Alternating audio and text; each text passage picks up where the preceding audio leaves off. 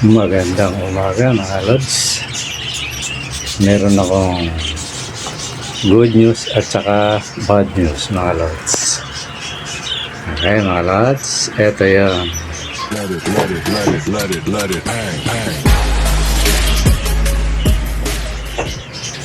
Gandang umaga mga lods.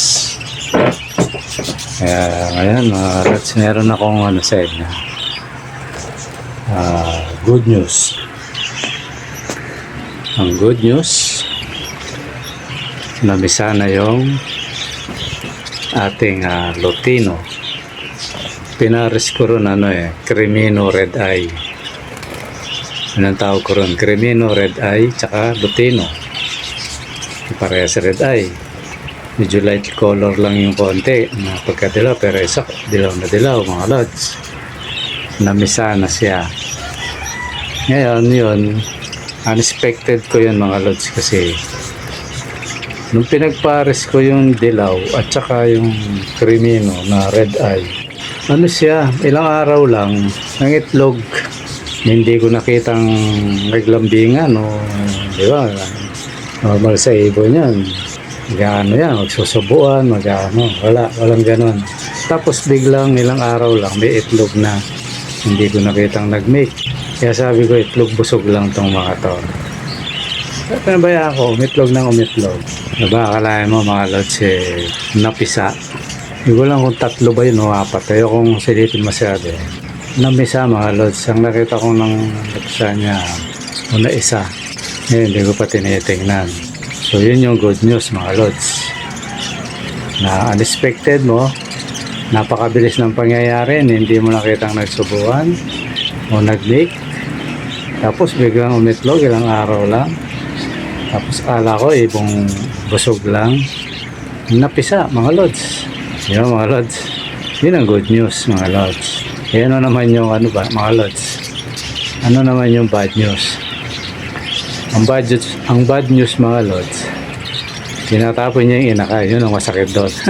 Nahagis. Ang beses kong may trabaho pa naman tayo mga lods, kaya hindi ko siya mamonitor na maganda.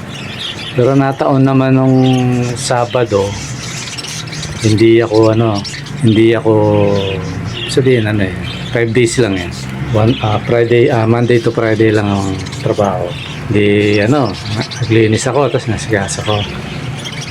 Gulat ako, may inakain ako sa kanya, di napisa, tuwan-tuwa ako.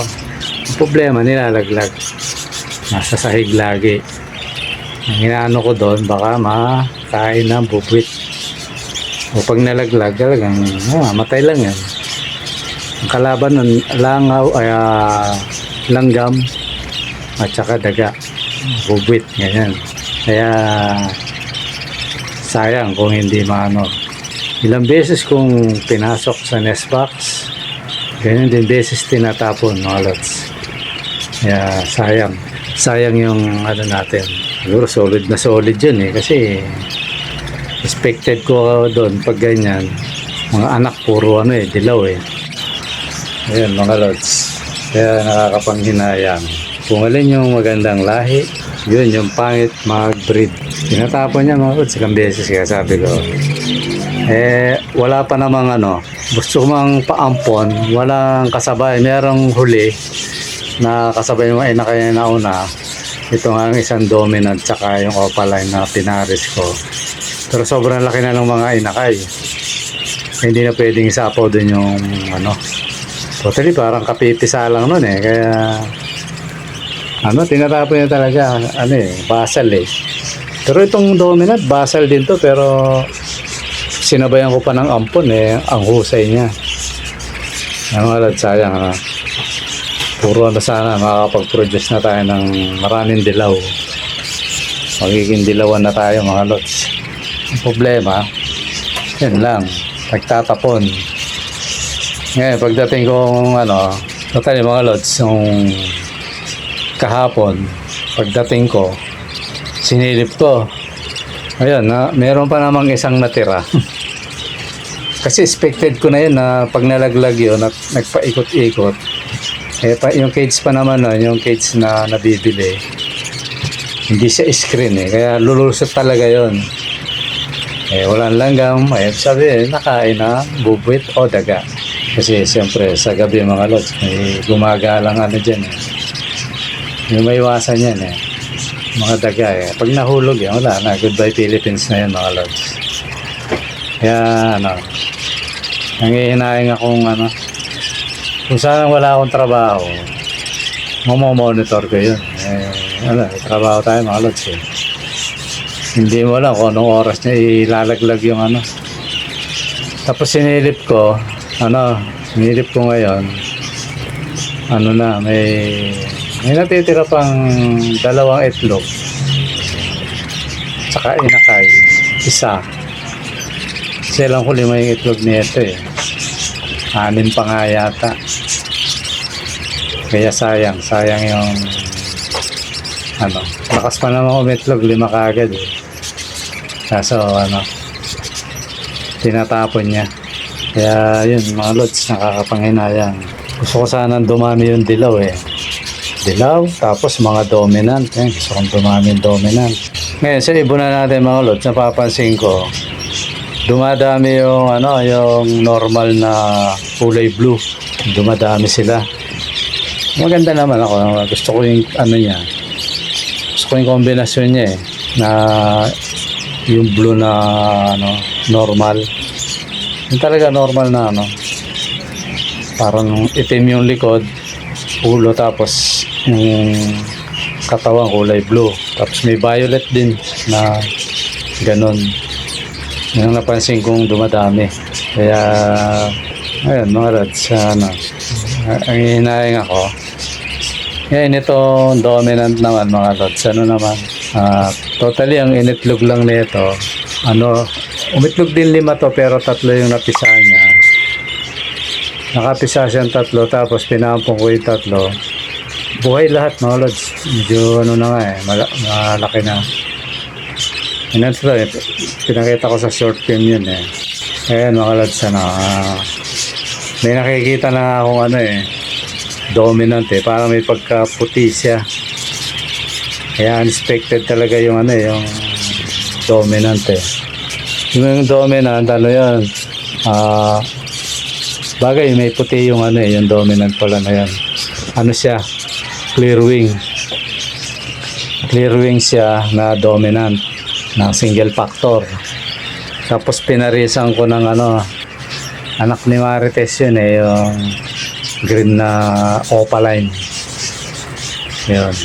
Bali ano, ang hendon yung opaline, ang cock yung dominant na single factor mga lods.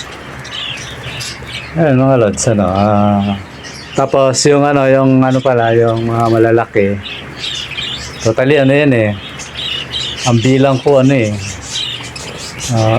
basta ano, hindi ko na matandaan, pero ang natira, bali ano, 14 kasama yung huli na 3. Ngayon yung 11 doon, malalaki na mga lods. Yun na, may baba ko na lahat. Yung isa nga tinesting ko eh, yung ano eh, dominant din yan na may pagka cinnamon. White siya, white tapos cinnamon siya na may pagka ano, dominant. Hindi ko alam kung tama yung ano nun, kung yun nga yung tawag doon.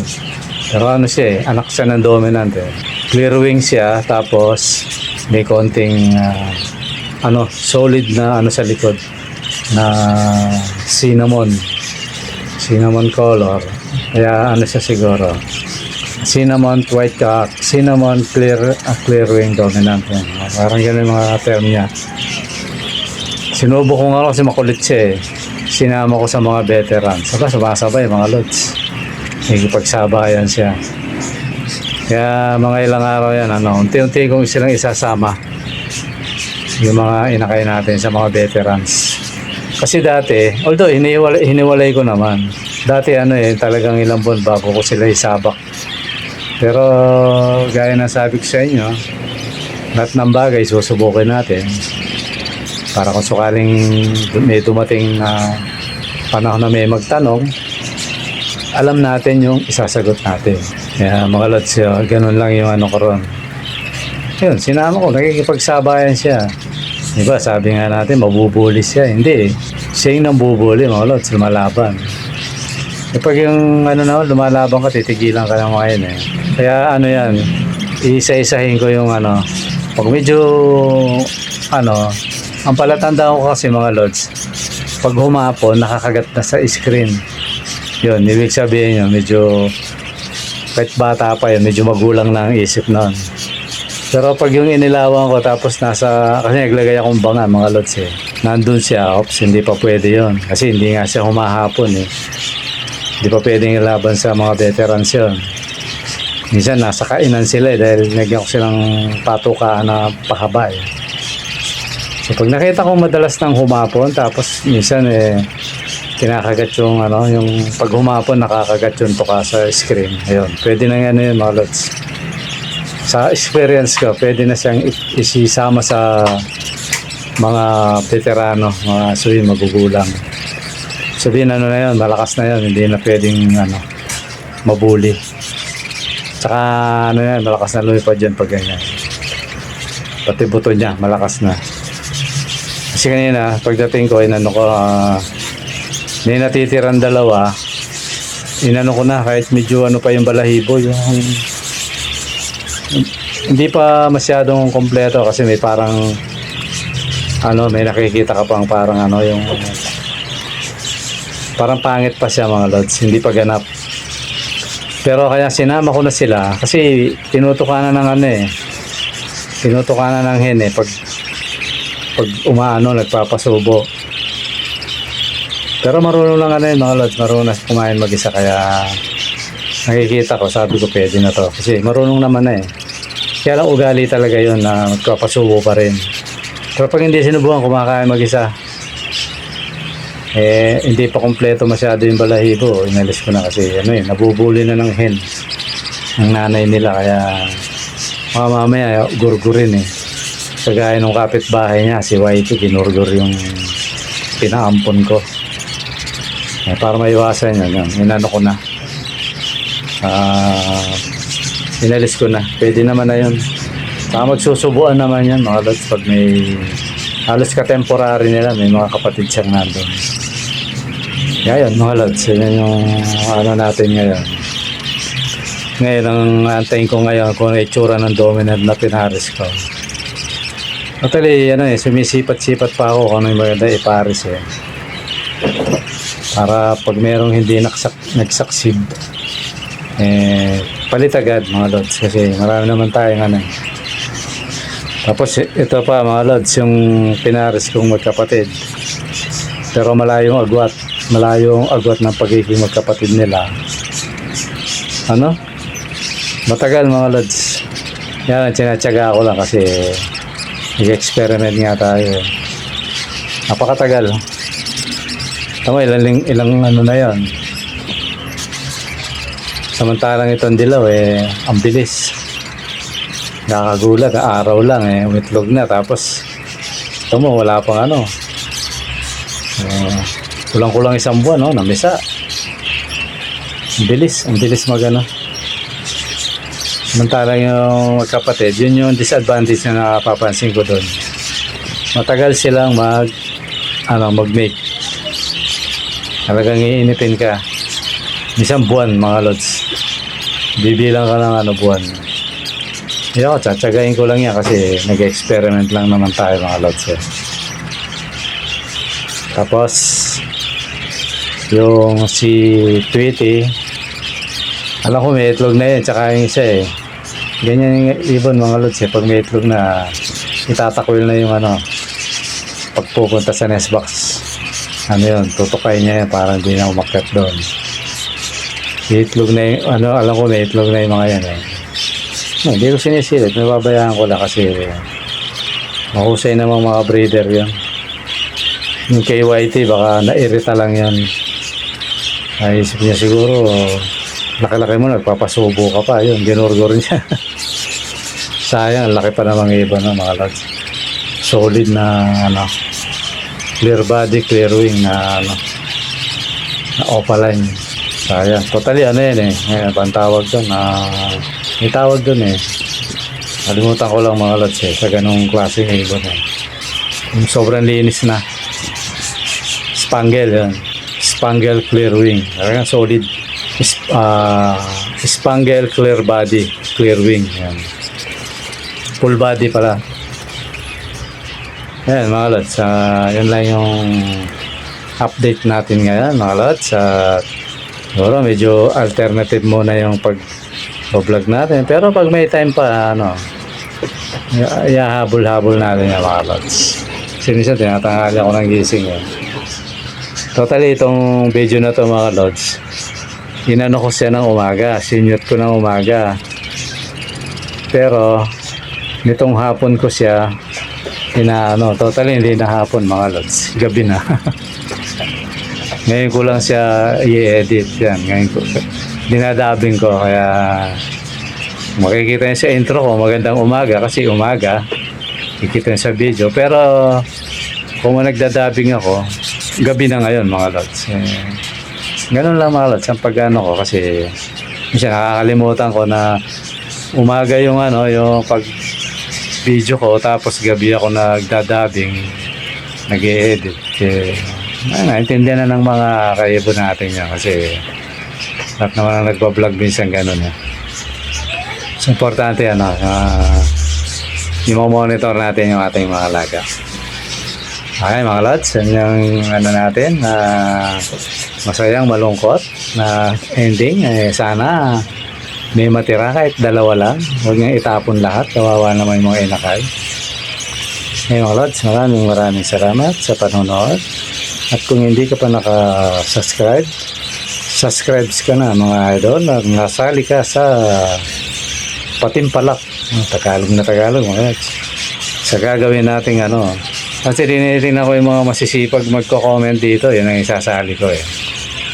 Kasi gano'n ang kaya nga sabi ko, swerte ng mga masipag mag-comment.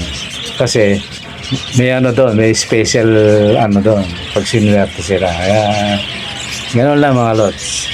Sabi nga sa inyo, mga pamimigay natin, mga solid eh. Mga solid na ibon. Kaya kung nakasubscribe ka, comment ka lods. Malay mo, ikaw ang mapalad na mabunot.